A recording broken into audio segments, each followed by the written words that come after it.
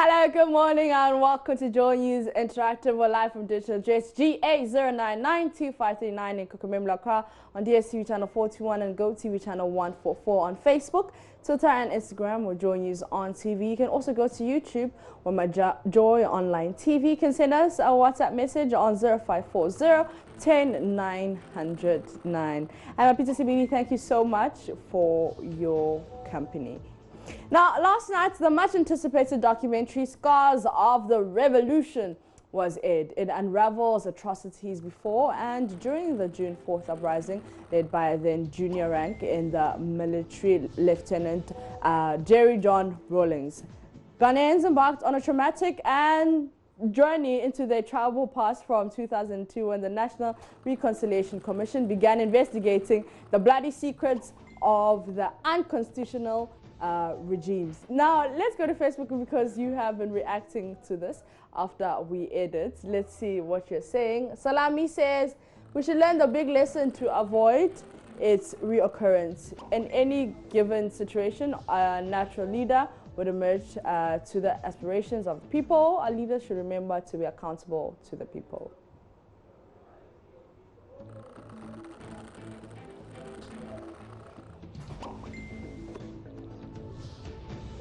F1 says it's good job done. It was insightful. We need to learn from this so that history doesn't repeat itself.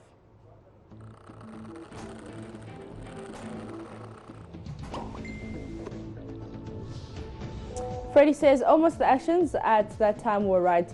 Today the country is okay. Let's go to Benjamin, who's asking which is worse, men in suits with pen terrorizing people in silence and short-lived military brutality.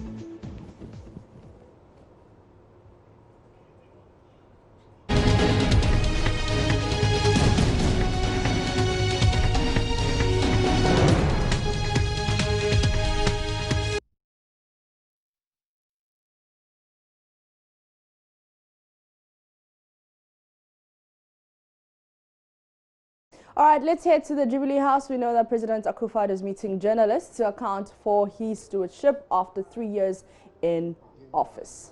Having everybody standing up and us observing a minute's silence in their memory.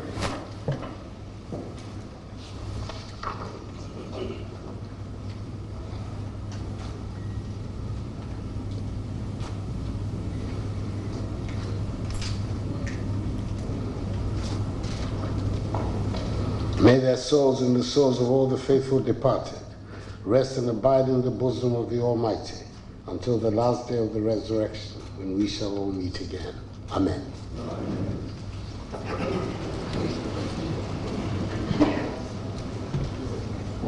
It's something which is always very awkward to do, but I have to do it. I have to begin with an apology. I did make a commitment to you that I would meet with you at least twice a year. I did so last year. But this year, the pressure of events and my own movements have made it very difficult for me to do so. So I need to apologize to you for that.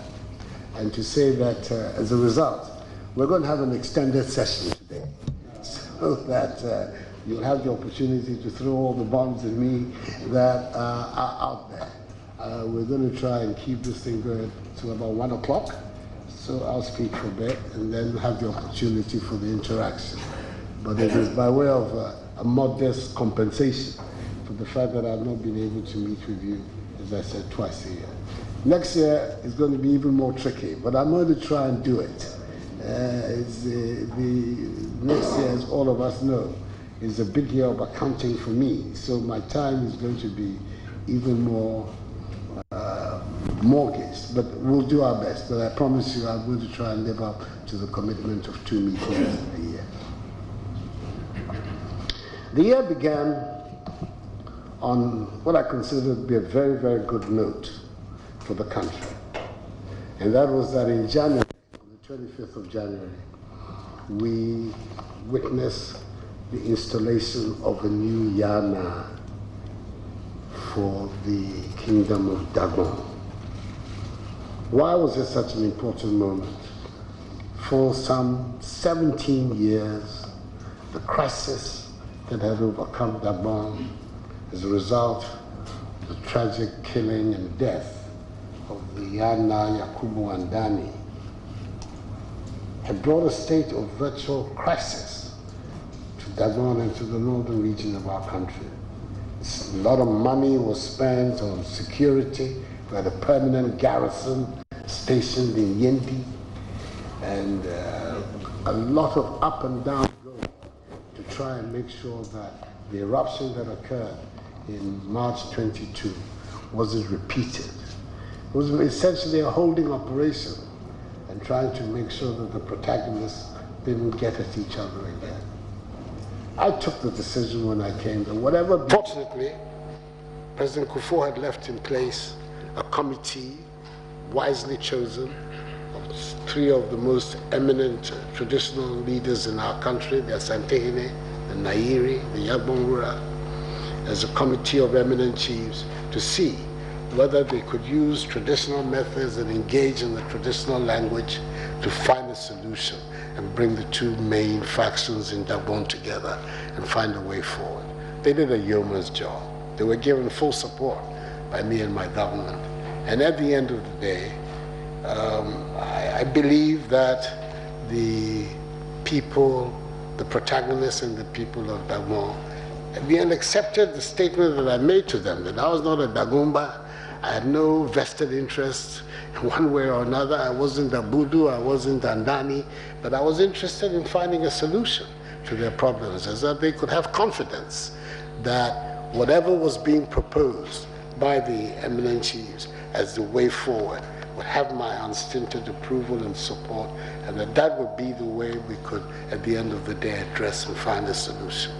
Fortunately, the hand of God working for us, that is exactly what happened. The roadmap that was established and defined by the Committee of Eminent Chiefs and supported by the government. Even at the last minute there were hiccups, but at the end of the day it went through, and we were able to come to the end of the map with the installation of a new Yana, very dignified, experienced man, Muhammad Bukari II, and we saw to his installation. It was a very big day, a day of great joy for me, and I believe for the country, that at long last, this long festering matter had come to an end. The result of it has been this year of growing reconciliation in Gabon. We're seeing Gabon come back into its norm. And it ended, the year at least in Gabon ended with the holding of their famous Damba Festival, which had not been done for so many years. I was privileged to have been the guest of honor on the occasion, and at the time, the Barbadian foreign minister, prime minister, excuse me, Mia Motley, was a guest of the government, was a guest of our country, and she was able to accompany me, and we had a really fine, good time. So it ended on a very high note, and I'm very happy that at the end of the day, this particular matter has been taken off the public agenda. It's not the end of the matter. We have to continue policing the peace and the reconciliation that has taken place. These are not matters that overnight you can say that, oh, that's the end of the matter, we can go forward. You have to continue to work at it and make sure that the protagonists also continue to work at it and bring us to peace. I think it's a big lesson to all of us, which is that there are lots of people, I know there are some people here for whom the chieftaincy institution, it doesn't really mean very much. But it's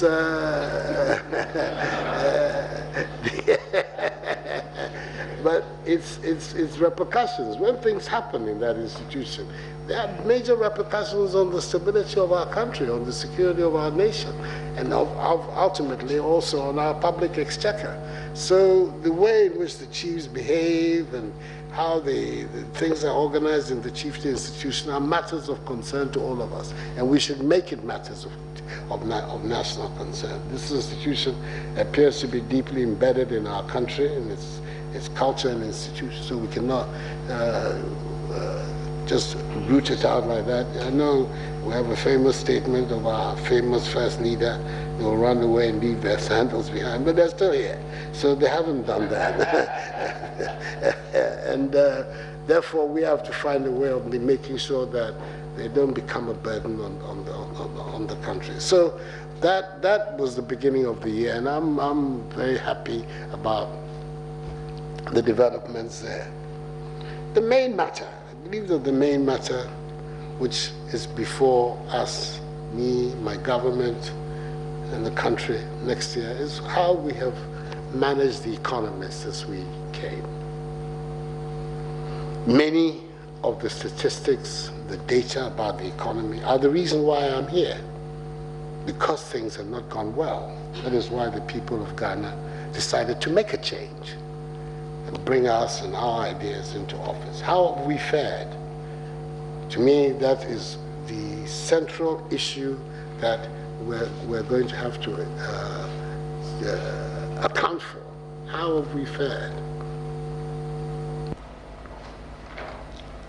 We were left in 2016 with the lowest rate of growth of our economy, 3.6% in over a decade, but nearly for 2 decades. And with it, some fundamental maladjustments of our economic structure. Very high rate of inflation, we're dealing with 15% plus, big fiscal deficit, slow growth of industrial and agricultural activity,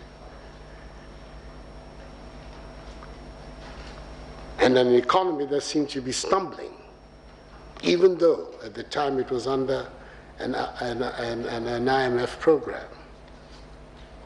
So the main task, and for me it continues to be the main task, what do we need to do to bring this economy back up again, back into strength, and thereby create the opportunity, the background for rapid growth?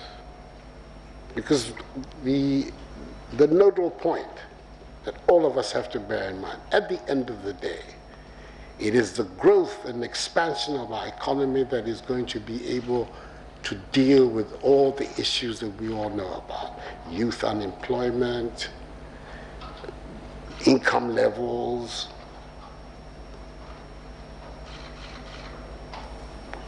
cost of living. All of these are bundled up in how rapidly and how successfully our economy can grow. And for that to happen,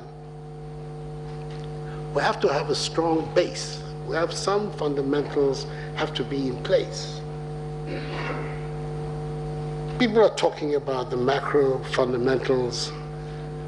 They are not just statistics. They are not just data for data's sake. They're statistics that have significance in the lives of people. High rates of inflation are not a statistic. They reflect in what happens in your pocket.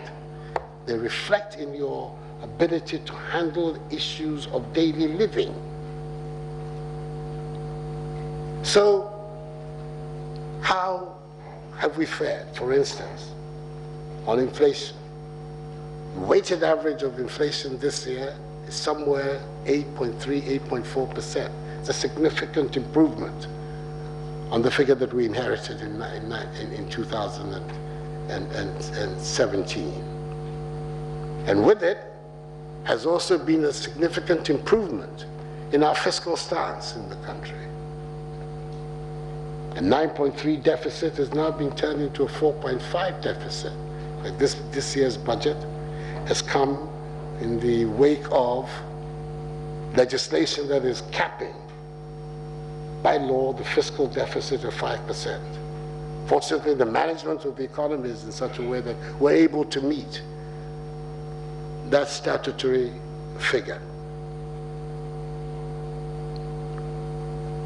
Our economy is projected to be one of the fastest growing in the world. And over these last 3 years has been on an average growth of 7%. So that expansion that space, that opening up of the space that we're looking for is beginning to take place. We now have a current account balance which is in the black. I mean, which is positive.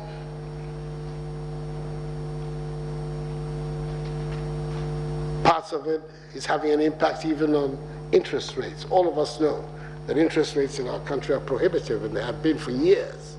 They've been one of the major stumbling blocks to the growth of the Ghanaian economy.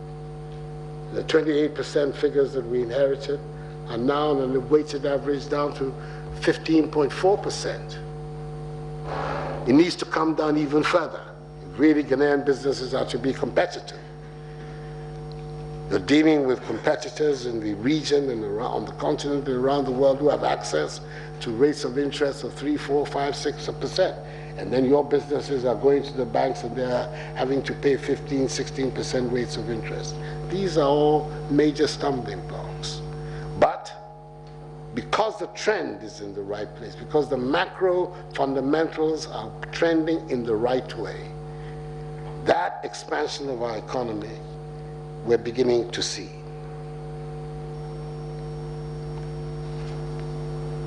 The claim, and I think it is justified, that Ghana today is the largest recipient of foreign investment in West Africa is a significant advance for us from a time when investment was low. And I think that we need to make sure that these fundamentals, fiscal deficit, the macroeconomy, rates of inflation, rates of interest, we hold them in a good place if we want to sustain the gains that we've made.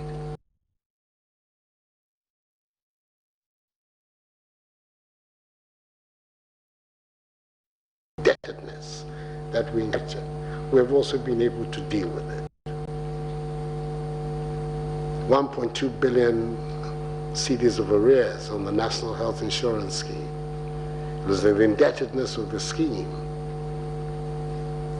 that threatened the idea of an insurance scheme and was gradually turning the scheme back to a cash and carry system. That has been arrested. Today we're talking about an NHI National Health Insurance Scheme where the arrears are within 4 to 5 months. As of May this year, the indebtedness on the National Health Scheme had been fully discharged.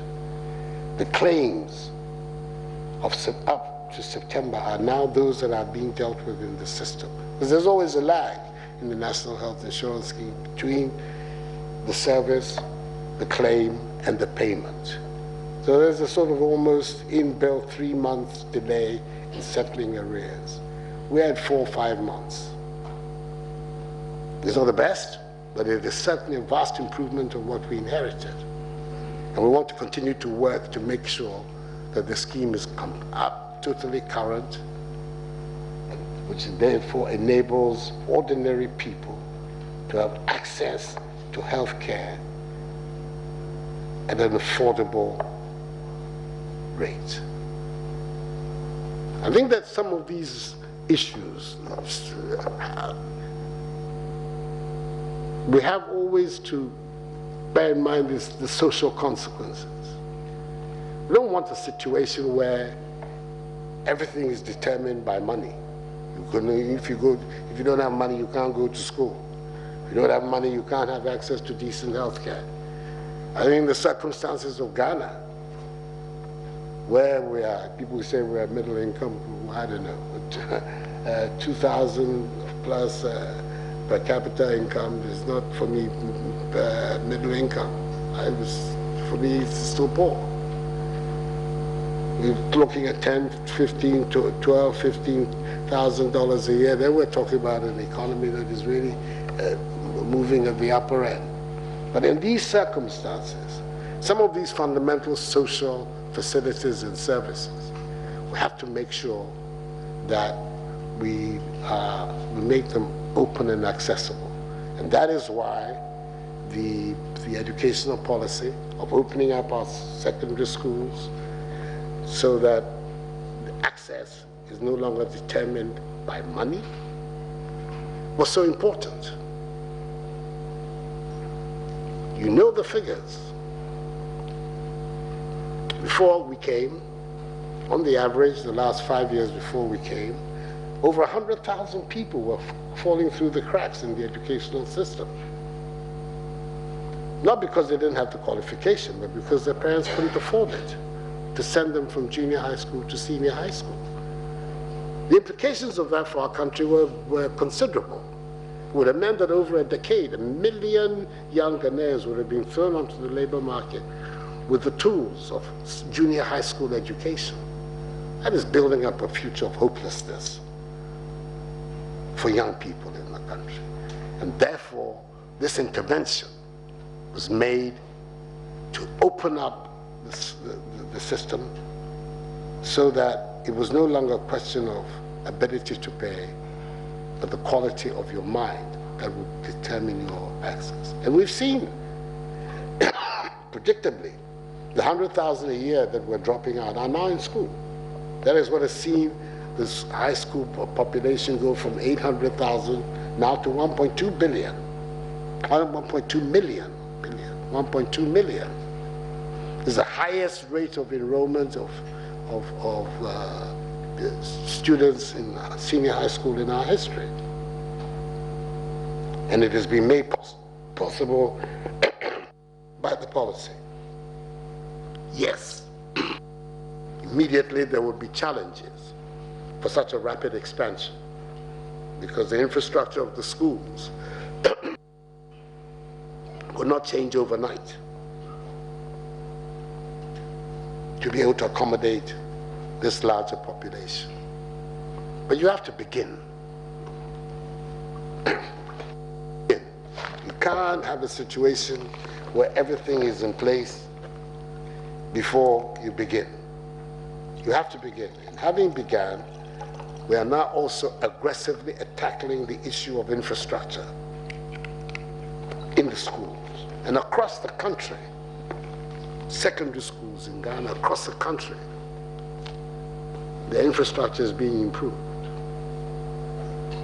Once again, it is the result of good husbandry, good management that is giving us the access to the resources to try and do this. Dormitories, classroom blocks, science laboratories, assembly halls, dining halls, across the country. And for myself, when I speak about these things, I don't speak like a lot of people just from sitting here in Accra and being given statistics. I see it for myself because I'm always traveling in the country and I'm going everywhere. I think some of you who are part of the presidential press corps, you follow me around and you know it. We're going everywhere. We are not, my presidency is not about being immobilized in this place. Every year I'm on the road, traveling and seeing for myself what's going on in the country.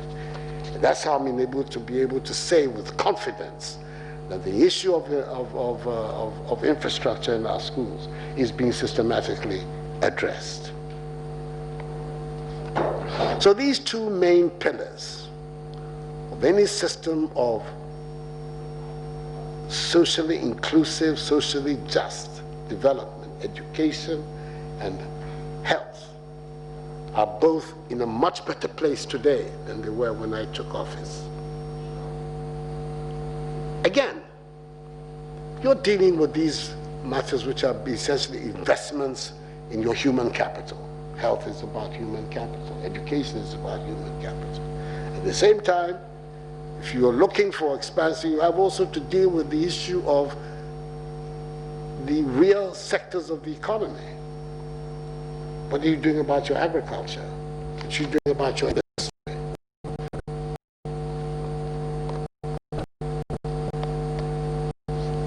The agricultural and industrial policies of the government have been reduced into some slogans, but I think they are useful. Slogans can be useful because they focus the minds of people. One district, one factory. Planting for food and jobs. The planting for food and jobs, in my estimation, has been, its output has been spectacular.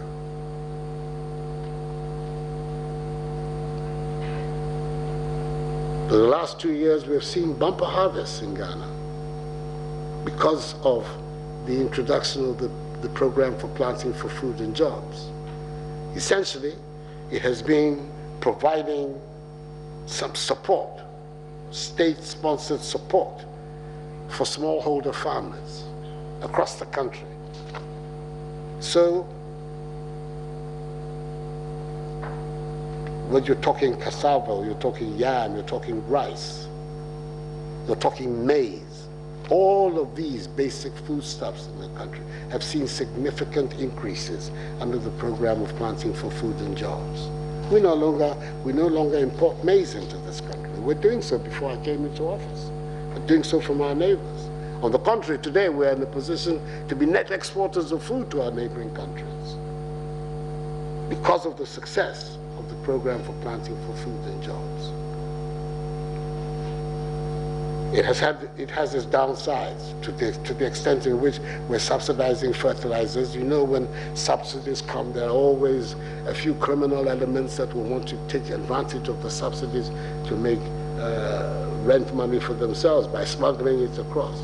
So it has been a problem, but it is not one which anybody is either sweeping under the table or being ignorant about. We're doing our best, these porous borders that we have, to be able to police our borders better and create systems of distribution of the subsidized inputs that make it more difficult for people to be able to smuggle them outside. So the level of agriculture, then the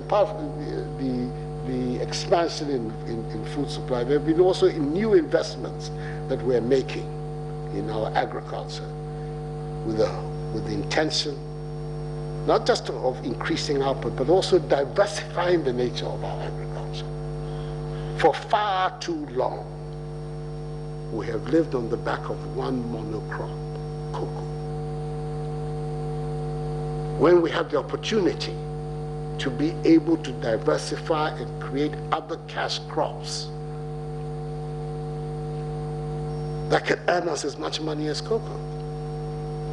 I'm referring to cashew, I'm referring to mango, I'm referring to palm oil, I'm referring to rubber, I'm referring to shea, to all of these, with the targets of support that cocoa historically has had, can also earn us a lot of money.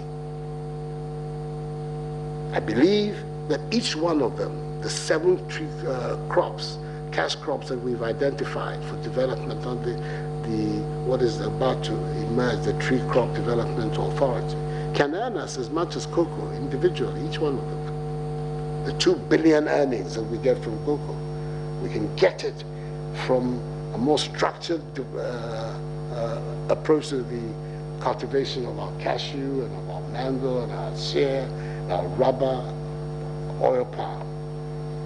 So that's a development that is of significance for us, and we have gone so far ahead as also to create, with the help of Parliament, by the end of hopefully this session of Parliament, a new authority that will police the development of these cash crops in the same way as Cocoa Board historically has policed the development of cocoa. Again, the program for planting for export to rural development, the rearing for food and cattle. A lot of basic inputs have been distributed through the district assemblies to our farmers so that we can begin to develop our own capacity for producing meat in our country, to producing the various inputs that go into our diet, fish, all of these, aquaculture, all of these. Looking at cattle, of goat, of pigs, of sheep. So a lot of investment is going on our side into agriculture, all of it with the aim of improving and enhancing our own capacity to feed ourselves, be responsible for our lives, and not be dependent on donor contributions to our agriculture and all of that. We had happy news recently that the Upper East region was now producing an excess of rice. And then it became an issue of the marketing and the warehousing and the support of this. But at least for the first time for many, many years, we had about excess rice production. For me, that's an important development. And at the same time, the efforts that are being made now to provide for greater warehousing capacity in the countries going forward, and the arrangements that have been made, the new Ghana Commodity Exchange, the National Buffer Stock Company, which will enhance the marketing for our farmers. Therefore, it's going to make the idea of excess less and less of a story. And at the same time, too, all of us need to get involved in this drive towards self-sufficiency. We should all eat Ghanaian rice as a beginning for all of us. Each one of us in our homes, we make a conscious effort to tell our wives and cousins or whoever it is responsible for to buy Ghana rice. That is what is happening in this place. It's happening in my house in Nima, and it is happening here. And I'm giving directions that by the 1st of January this year, all the state institutions are going to have to now live off Ghanaian produce and Ghanaian rice. We have to do these things. That's the only way we can also begin actively to support our farmers.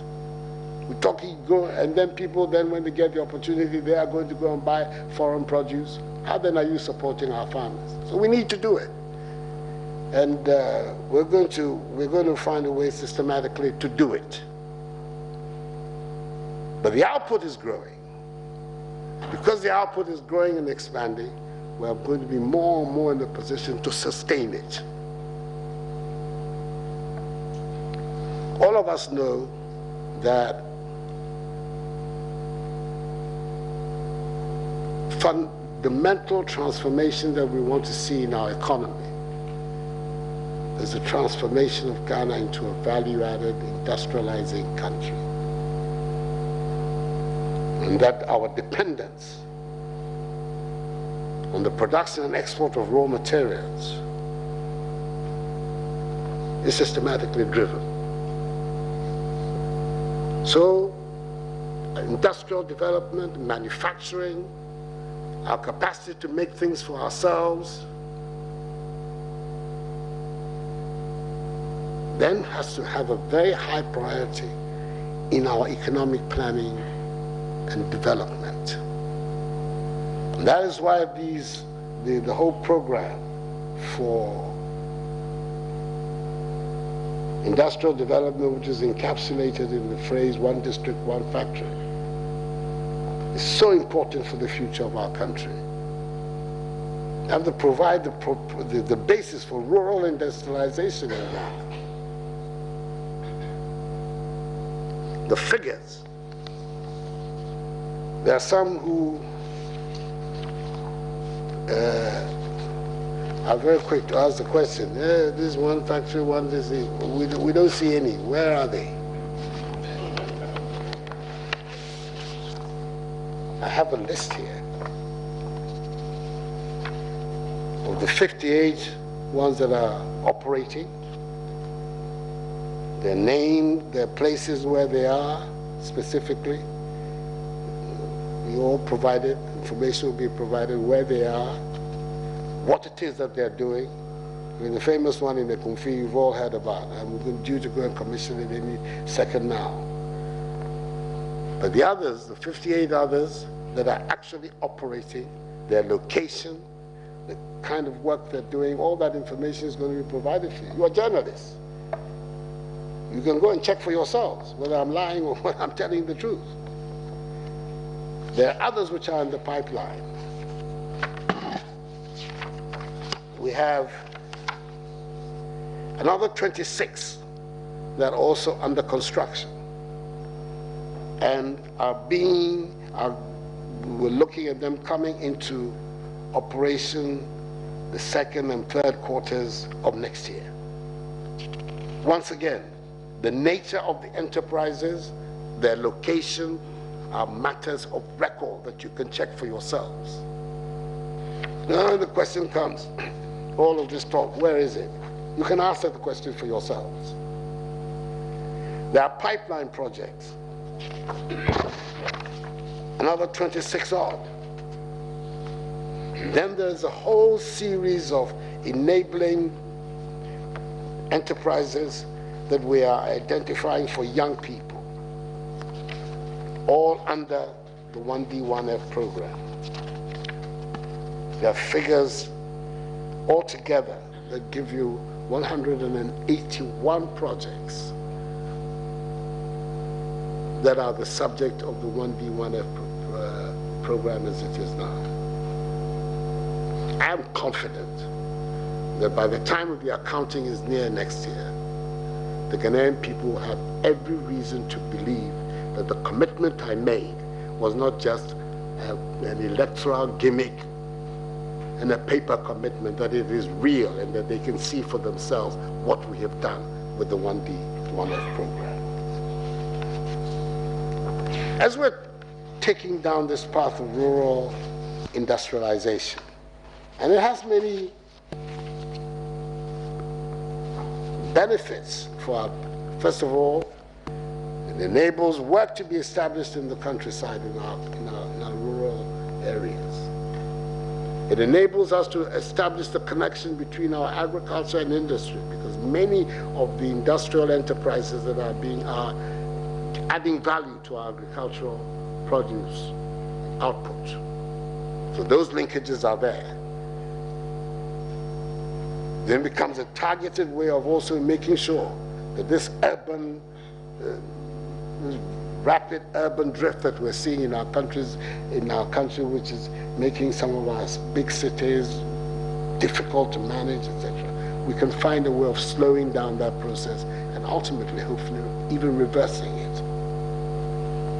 But as we're looking at rural industrialization, there are also some strategic industries that we need also to find a way of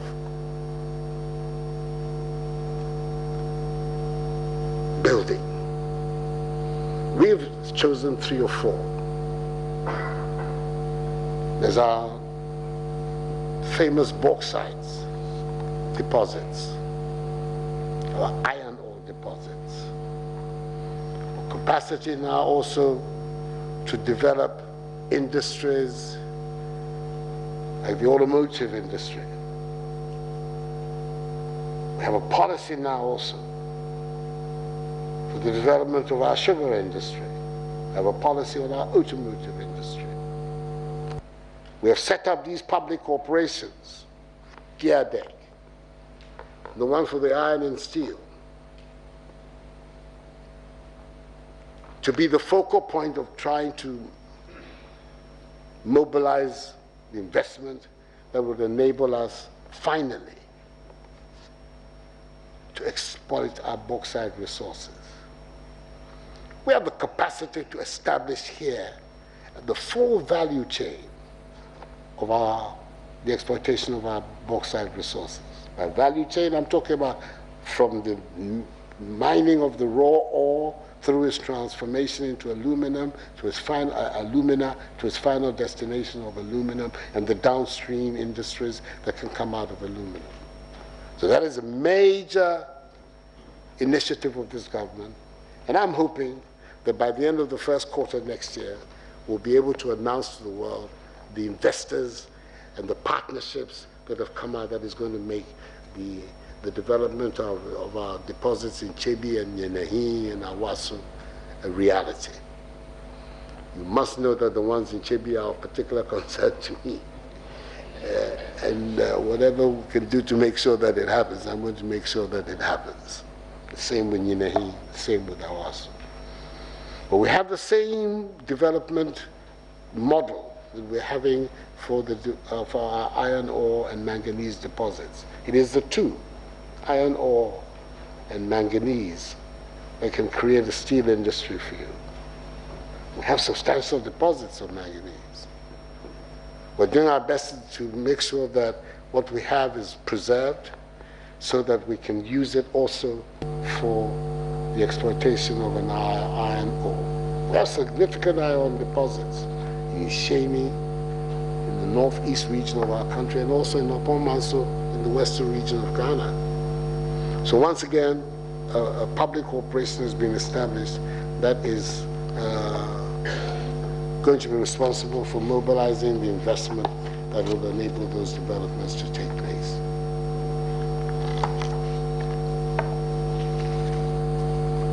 Unemployment is one of our major tasks. How to put everybody in Ghana to work. A sluggish economy cannot do that. An economy that is growing at slow rates cannot do that. It's only an expanding and rapidly expanding economy that can do that. But in the meantime, whilst we're building the capacity for this expansion, there's some basic things that we have done which I think are also significant. We put 100,000 young graduates to work who were twiddling their thumbs, sitting at home, creating graduate unemployment associations. We put them to work under the NABCO program. We've been able to put 60,000 more teachers into the system than when I took office. And virtually the same number again of health professionals have been recruited to the public sector. Indeed, in our period, we'll say that at least 350,000, is the figure, people have been brought into the public sector wage bill. Now you're looking at the other initiatives that we've been taking in terms of the use of the Zongo Development Fund and the IPEP. The IPEP is what has brought us these ambulances and a series of water projects around the country.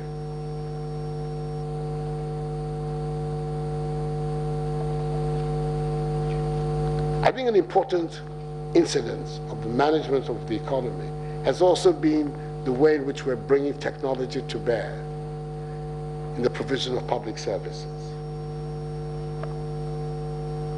The paperless port system you know about, the mobile interoperability system, and the national digital addressing property system, all of these are now functioning, they're working, and they're assisting in improving the quality of public service delivery. Apart from how they are also contributing to the fight against corruption, because they're reducing the human incidence and the interface, the delivery of these services.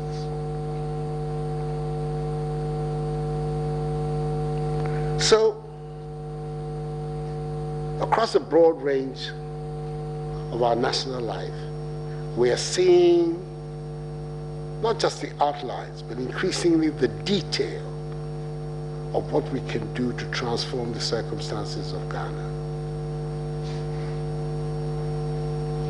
That is the goal.